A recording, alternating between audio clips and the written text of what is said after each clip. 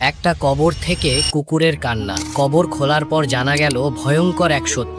একটি কবরের দিক থেকে হঠাৎ কুকুরের মতো করুণ কান্নার শব্দ ভেসে আসছিল। আশপাশের মানুষ দৌড়ে এসে জড়ো হলো। সবাই অবাক, কবরের ভেতরে কুকুর গেল কিভাবে? যার কবর ছিল তার পরিবারের লোকজনকে খবর দেওয়া হলো। তাদের অনুমতি নিয়ে কবর খোঁড়া শুরু হলো। মাটি সরাতেই ভেতরের দৃশ্য দেখে সবাই স্তব্ধ হয়ে গেল। কবরের ভেতরে এক মানুষের শরীর, কিন্তু মুখটা কুকুরের মতো, আর সে হাহাকার করে কাঁদছিল। ভয়ে মানুষ পিছিয়ে গেল। কেউ কেউ আল্লাহর কাছে তওবা করলো। কবর আবার বন্ধ করতে যাচ্ছিল, তখন সেই মানুষটি চিৎকার করে বলল, দয়া করে থামুন, আমাকে আমার বাবার কাছে ক্ষমা চাইতে দিন। সে কান্না থামিয়ে মাথা নিচু করে বলল, আব্বা, আমাকে মাফ করে দিন। ফেরেশতারা বলল, এই শাস্তি শেষ হবে না যতক্ষণ না তোমার বাবা তোমাকে ক্ষমা করেন, কারণ জীবিত অবস্থায় তুমি বাবার সঙ্গে খারাপ ব্যবহার করতে, তাকে কষ্ট দিতে। কবরের পাশে দাঁড়ানো তার বাবা কান্নায় ভেঙে পড়লেন। কাপা কণ্ঠে বললেন, বাবা, আমি তোমাকে ক্ষমা করে দিলাম।